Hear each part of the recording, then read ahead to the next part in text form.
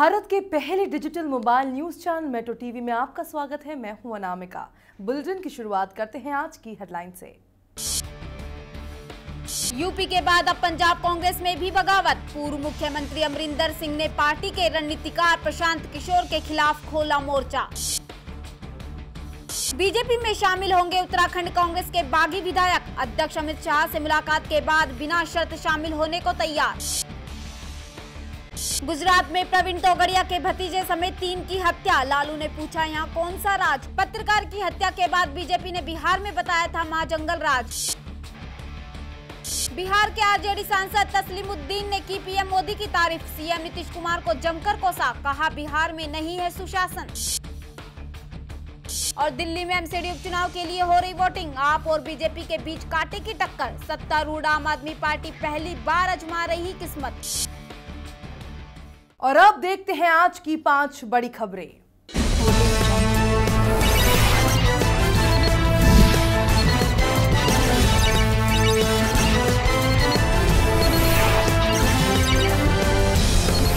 महाराष्ट्र में लोगों को भीषण गर्मी का सामना करना पड़ रहा है, जहां तापमान सबसे ज्यादा स्थानों में 45 से ज्यादा डिग्री सेल्सियस तक हो गया है, जिसके चलते लोगों को सूर्य की गर्मी से बचने के लिए छाते और कपड़े से चेहरे को कवर करना पड़ रहा है। वहीं सड़क के किनारे पेय सामग्री बेचने वाले विक्रेताओं के कारोबार में तेजी आई है। यही नहीं, इस जला देने वाली गर्मी से अधिकतर गाँव में सूखा पड़ने से पानी की कमी आई है।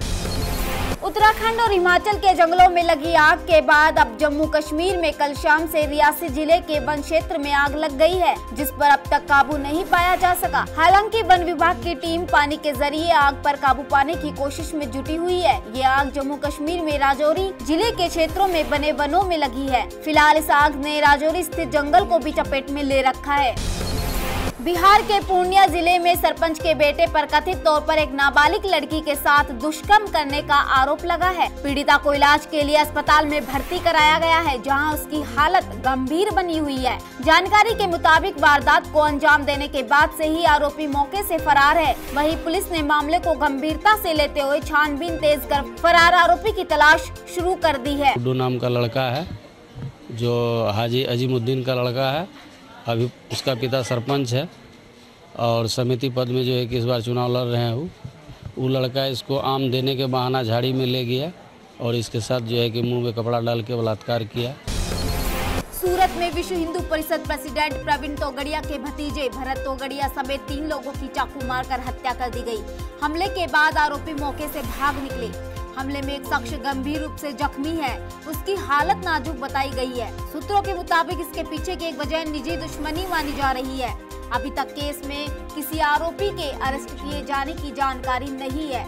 ये मामला प्रवीण तोगड़िया के परिवार से जुड़ा हुआ है, इसलिए वारदात के बाद सूरत के बाराछा थाना इलाके में सुरक्षा बढ़ा दी गई है। फिलहाल पुलिस मामले की जांच कर रही है। सुरक्षा बलों ने जम्मू कश्मीर में बड़ी सफलता हासिल करते हुए बारामूला से जैश कमांडर अब्दुल रहमान को गिरफ्तार किया है। हालांकि सबसे चौंकाने वाली बात यह है कि आतंकी के पास से आधार कार्ड बरामद हुआ। पुलिस मामले की जांच में जुट गई है। बताया जाता है कि पठानकोट हमले में भी अब्दुल रहमान की भूमिका रही है। वहीं जम्मू कश्मीर पुलिस ने बताया अब्दुल रहमान पाकिस्तान अधिकृत कश्मीर का नागरिक है, जो कथित रूप से जम्मू कश्मीर में जैश की आतंकी गतिविधियों का संचालन कर रहा था। आतंकियों को खुफिया इनपुट के आधार पर बारामूला के हाजीबल से गिरफ्तार किया गया।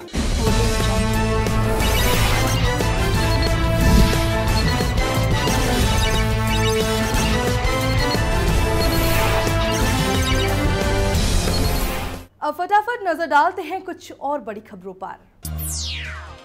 पंजाब के गुरदासपुर जिले के दीना नगर में 3 लोगों द्वारा एक स्विफ्ट डिजायर हाईजैक किए जाने के बाद इलाके में रेड अलर्ट जारी किया गया है।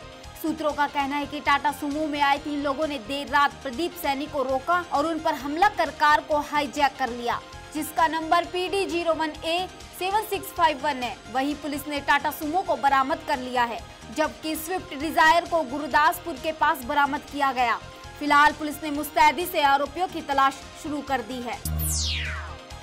आंध्र प्रदेश के गुंटूर शहर में एक निर्माणाधीन मॉल की दीवार गिरने से 7 मजदूरों की मौत हो गई, जबकि एक मजदूर को सही सलामत बचा लिया गया।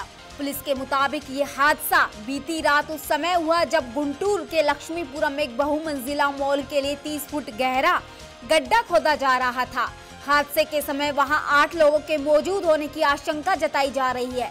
सीएम एन चंद्रबाबू नायडू ने उप मुख्यमंत्री एन चिन्ना राजपन्ना को गुंटूर पहुंचकर हालात का जायजा लेने का निर्देश दिया है। चुनाव आयोग ने अन्ना दमरुक प्रमुख एम करुणानिधि और तमिलनाडु की सीएम जयललिता को चुनाव आचार संहिता के उल्लंघन को लेकर कारण बताओ नोटिस जारी किया। आयोग ने कहा कि इनके चुनाव घोषणा पत्र इसके दिशा निर्देशों का पूरी तरह से पालन नहीं करते हैं। चुनाव आयोग ने उन्हें शाम 5 बजे तक जवाब देने का समय दिया है, जिसमें उन्हें आयोग के दिशा निर्देशों का पालन नहीं करने को लेकर अपने रुख को स्पष्ट करना है। साथ ही इन दलों को घोषणा पत्र में किए गए वादों का औचित्य बताना है। आयोग ने चेतावनी दी कि अगर दोनों नेता कारण बताओ नोटिस का जवाब नहीं देते हैं तो ये उनके दलों के खिलाफ आगे की उचित कार्रवाई करेगा। दिल्ली नगर निगम के 13 वार्डों में उपचुनाव हो रहे हैं, जिसमें सुबह से मतदान शुरू हो गया। दिल्ली विधानसभा चुनाव में 70 में से 67 सीटें जीतने वाली आम आदमी पार्टी पहली बार एमसीडी चुनाव में किस्मत आजमा रही है। उपचुनाव में 6 लाख से ज्यादा मतदाता अपने मताधिकार का इस्तेमाल करेंगे। एमसीडी उपचुनाव में बीजेपी, आम आदमी पार्टी और कांग्रेस के बीच त्रिकोणीय मुकाबला है। मैदान में 95 उम्मीदवार हैं। 2017 में होने वाले एमसीडी चुनाव से पहले उपचुनाव को राजनीतिक दलों के लिए एक अग्नि परीक्षा माना जा रहा है। निगम में सत्तारूढ़ बीजेपी और कांग्रेस अपनी अपनी जीत का विश्वास जता रही है, जबकि आप विधानसभा चुनाव की तरह अपना प्रदर्शन दोहराना चाहती है।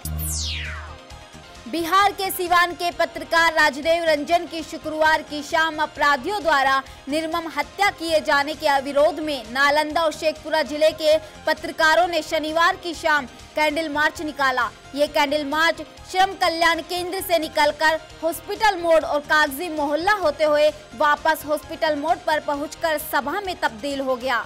इस मौके पर पत्रकारों ने इस घटना में शामिल अपराधियों की कड़ी सजा देने और मृतक के परिजनों को 25 लाख रुपए मुआवजा देने की मांग के साथ सुरक्षा की गारंटी की बात कही। आंध्र प्रदेश के हैदराबाद में शनिवार को पुलिस ने लुटेरों के 2 गिरोह का भंडाफोड़ किया।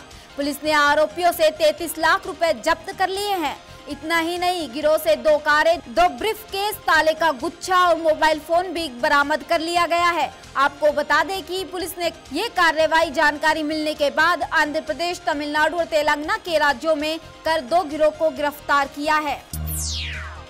यूक्रेन में बना दुनिया का सबसे बड़ा कार्गो प्लेन एंटोनोवेन 225 मीरिया शनिवार रात हैदराबाद के राजीव गांधी इंटरनेशनल एयरपोर्ट से रवाना हो गया। इससे पहले शुक्रवार सुबह लगभग 3 बजे हैदराबाद एयरपोर्ट पर लैंड हुआ था। ये प्लेन तुर्कमेनिस्तान से होता हुआ भारत फ्यूल भरवाने के लिए आया था। बता दें कि ये कार्गो प्लेन अपनी पहली कमर्शियल फ्लाइट के लिए कीव से रवाना हुआ था। ये अगले रविवार ऑस्ट्रेलिया के पर्थ में लैंड करेगा। प्लेन में 117 टन वजनी इलेक्ट्रिक जनरेटर है। इसे ऑस्ट्रेलिया की एक माइनिंग कंपनी को डिलीवर करना है। ये विमान एक बार में 640 टन सामान ले जा सकता है। खबरों के सफर में फिलहाल इतना ही। देश दुनिया की पल पल की खबरें हम आप तक पहुंचाएंगे एक नए अंदाज में, आपके मोबाइल फोन के माध्यम से। तो आप जुड़े रहिए मेट्रो टीवी से। तब तक के लिए नमस्कार।